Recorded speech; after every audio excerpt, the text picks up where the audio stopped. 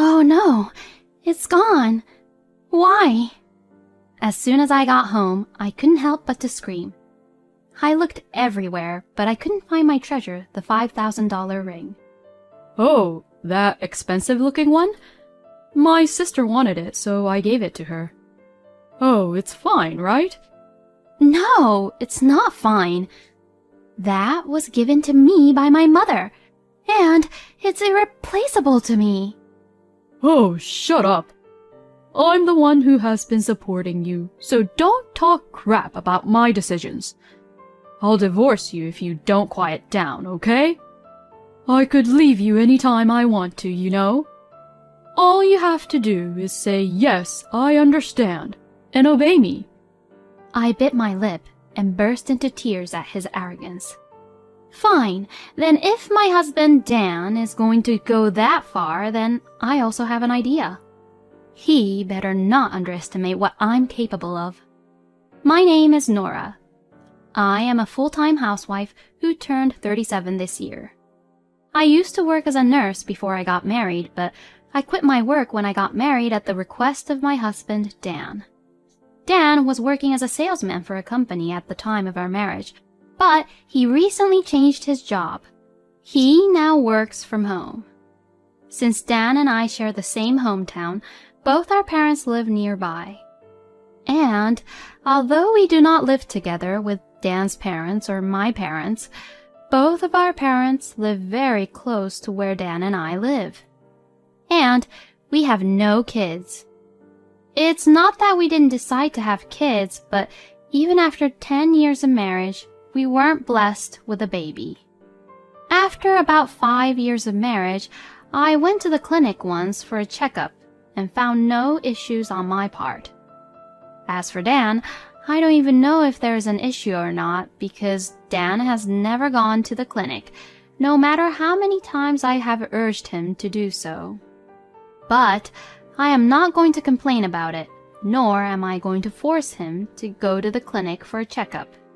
For my part, I would be happy if we could live a nice life together as a couple, even if we don't have kids. My parents also weren't the ones who would ask for grandkids every time we saw them, and leave the matter of having a baby to Dan and I.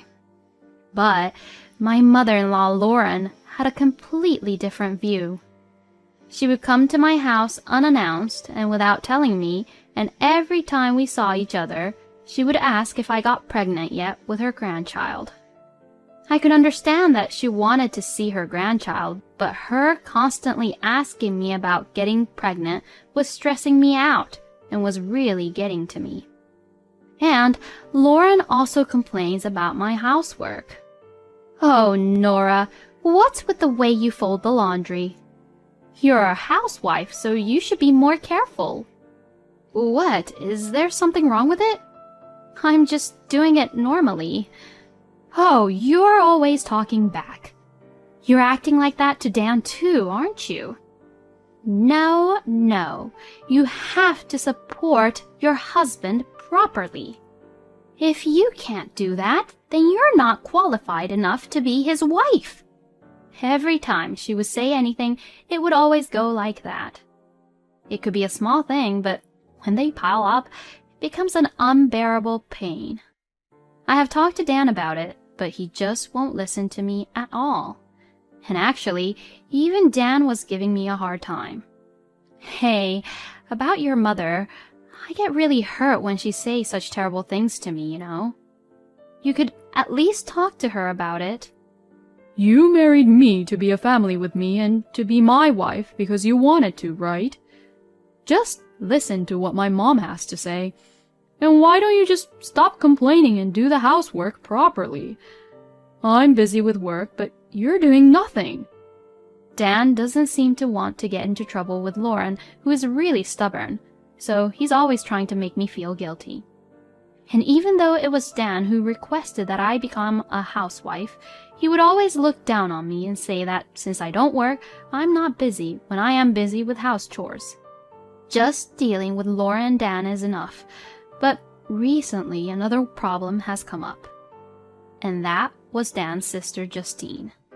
She has been my problem too recently. Justine is the same age as me, and she is also married. She lived within 30 minutes distance, but apparently she had a big fight with her husband, so she packed her bags and moved back to her parents' house. If that was all there is to it, there was nothing I could say anything about Justine. But just like Lauren, Justine would come to my house without any notice and goes through my house as if it was hers. Unlike Lauren, she has never said anything terrible to me, but anything she finds in our house, she always wants it, and every time she would ask me if she could have it, which was quite annoying. Hey, Natalie, this bag is really nice. Oh, I like these heels too. If I were you, I'd show them off to everyone. You have so many expensive-looking things. Why don't you give me at least one of them? Dan bought them for you anyways, didn't he? No, he didn't. I bought all of them with my own money a long time ago, and some with my savings after we got married. If you want them, why don't you buy them yourself? I don't have that kind of money, so that's why I'm asking you to give it to me. Oh, this ring is cute! And doesn't it fit my finger perfectly? I won't ask you for money, so please just give me this one. What Justine was looking at was a ring with diamonds on it. This ring was a precious thing that my mother had given me when I got married. My mother had told me that it costed about $5,000. But how much it costed was irrelevant at this point. I was happy that my mother thought of me and gave me this ring. So it's only natural that there was no way I could give up a precious ring, which was also my treasure. When I firmly refused, Justine had a sulky attitude and said, "Oh, fine," and then she left the house angrily.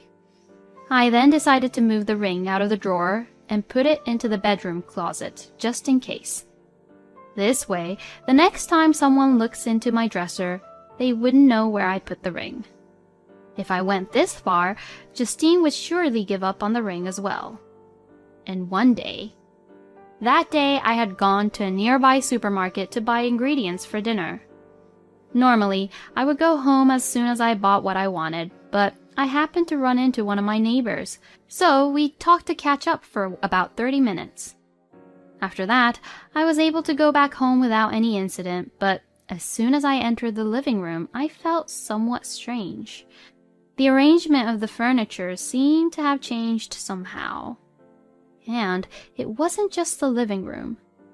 Things in the bedroom and the room which is used for storage looked like it was moved around. The first thing that came to my mind was Dan's presence. If there had been a burglary, Dan, who was working from home, would have noticed clearly. So he must know something. I knocked on the door of Dan's study where he was working. He always tells me not to disturb him while he is working, but since it was an emergency situation, I had no choice. Hearing me knock, I hear Dan's voice through the door saying, What the hell? I feel like some of the things in our house had moved around. Well, my mom was here earlier. Can I go now? I'm busy right now. As soon as I heard what he had said, I had a very bad feeling. No way. I panicked and headed for the bedroom right away. Then I reached my hands into the back of the closet. Oh no, it's gone. The ring, which my mother gave me, is gone. I unconsciously let out a scream. Then Dan came into the bedroom, probably because he heard me scream. Dan! My ring! It's missing! What shall I do? Where did it go? At my words, Dan then said, Oh, yeah. About that ring. Well, Mom took it. It seems like Justine wanted it, so I gave it to her. Justine was supposed to come and get it herself, but she asked my mother to get it because she wanted to go to the beauty salon. Dan began to say this as if it was nothing to worry about. Dan must have known that the ring was an expensive gift from my mother, so how dare he give the ring away without asking me? So I told Dan exactly what I was thinking. Then Dan's face turned bright red and he raised his voice. What's wrong with you? Don't complain to me when I'm the one who feeds and provides for you. This is not the matter of whether you feed and provide for me or not. I'm asking you why you gave the ring away without my permission. When I responded in a stronger tone than usual, Dan became even more furious and shouted, If you complain any more, I'll divorce you. At that moment, I just lost my patience. Why must I be treated this badly? I could not remain silent any longer. Fine, then let's get a divorce. I won't let you do what you want to me anymore. So I began to take out a piece of paper I had kept in a cabinet in the living room and began to sign on it. When I returned to the bedroom, Dan looked like he didn't know what to do. Here, these are the divorce papers. These are the papers when you signed it before and threw at me when we argued before. I'm going to go submit this now. Well, good for you. Now we are complete strangers to each other. Dan had made a fuss about divorce before, threatening me saying, I'll divorce you, on our previous argument. At that time, Dan brought the divorce papers, filled them out, and tossed them to me. The crumpled divorce papers. I couldn't throw it away, so I kept it.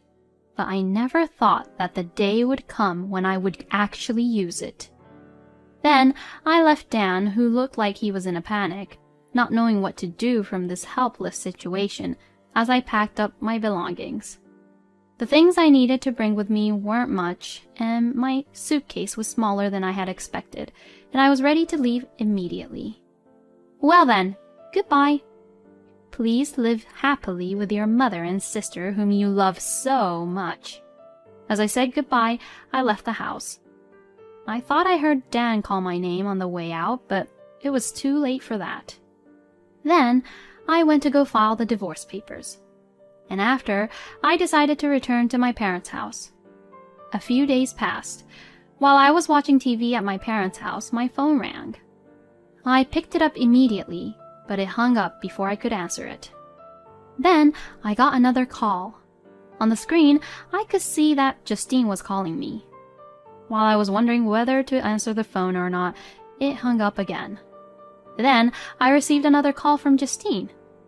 This time, I was able to answer. Yes, hello. What's wrong? Ah, you finally picked up. What do you mean, what's wrong? I've been calling you a million times, so why didn't you pick up earlier? The loud, piercing voice hurt my ears. Then Justine continues. Ah, well, hurry up and help me.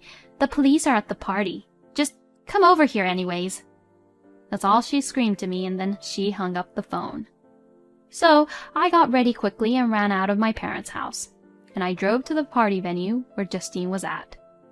I knew where it was without asking.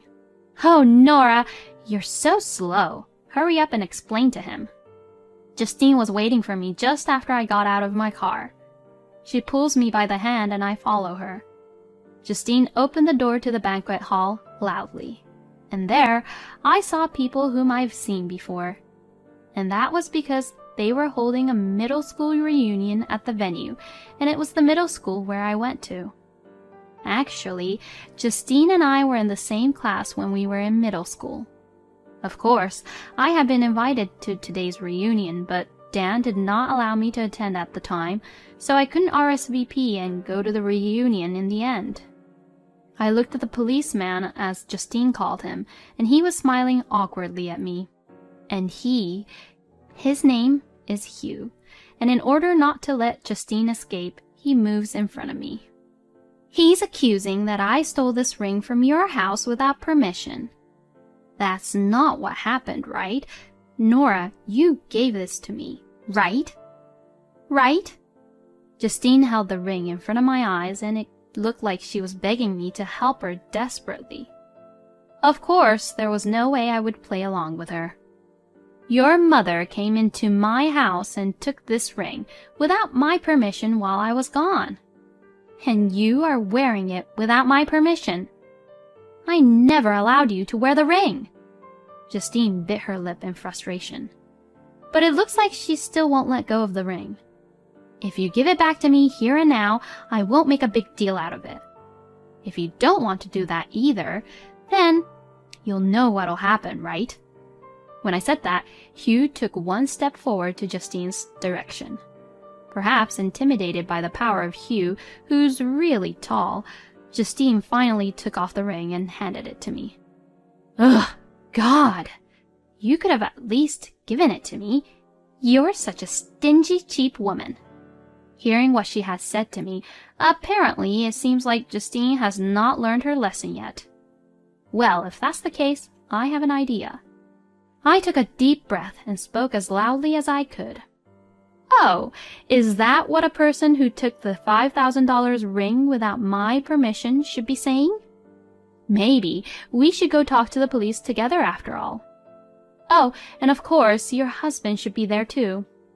I know you're living separately with your husband after a huge fight you had, but I'm sure he'll fly out right away to see what happened, right?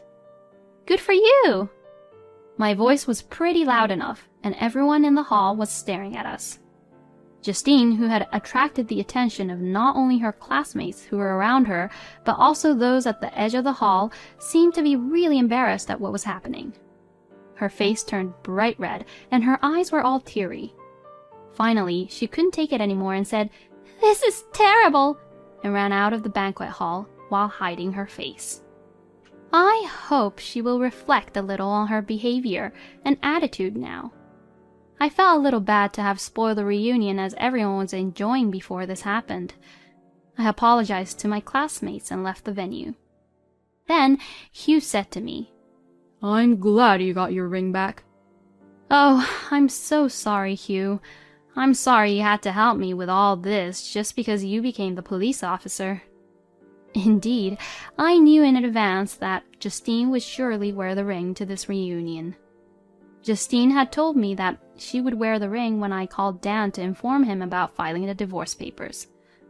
If Justine regretted not wearing or returning this ring at the reunion, I would not have embarrassed her in front of many people. But since I wasn't there, I had no idea what was going on inside the party venue. So I contacted Hugh, who is now a police officer, and asked him to call Justine. Actually, I was supposed to get a call from Hugh, but it was unexpected that Justine called me when Hugh approached her. "Oh, don't worry about it. Oh yeah, why don't you just go ahead and attend the reunion? One of us has left, after all." Hugh explained the situation to the people who organized for the reunion and got permission, and I was finally able to attend the reunion. I felt like I was back being a middle school student again and had a great time. Sometime later, Justine seemed to be too embarrassed to stay in her hometown, and before I knew it, she had moved out.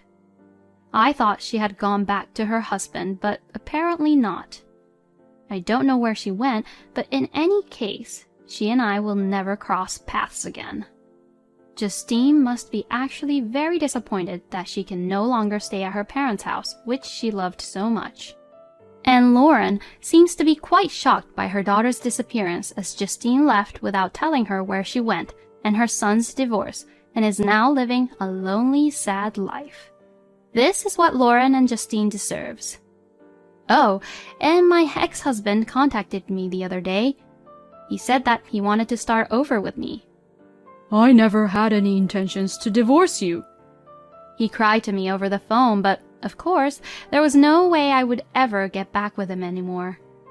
Dan couldn't do any housework at all, so I'm sure he feels horrible on how he treated me and how grateful he is of me when I was with him.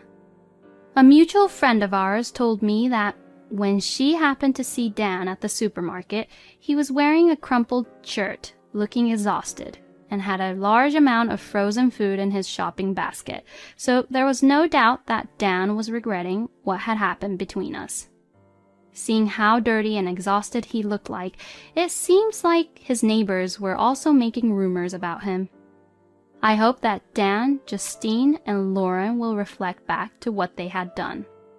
As for me, on the other hand, I was able to get a job as a nurse, just as I did before I got married. Despite the blank period I had of being a nurse, I am doing my best now, and I am very happy to be able to be involved again in a job that is so rewarding. I may have become a divorcee, but I'm the happiest in my life right now. And I learned a lot from those 3 people, to not be with those kind of people and be ever like them. I also definitely learned that you can't live a good, happy life if you do things that other people wouldn't like, or if you envy other people's things. Thank you for watching until the end. Please subscribe to our channel. We hope to see you in our next video.